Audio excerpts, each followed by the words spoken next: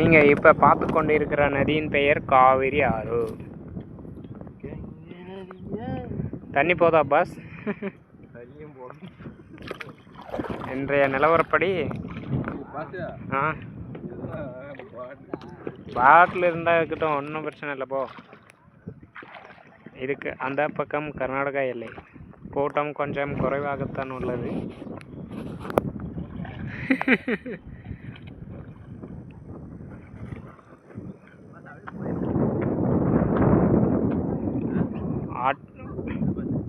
அங்கே பார் பாஸ், இந்த கழுகு அழகா அருமையா ஏறுது. கருட புராணம்.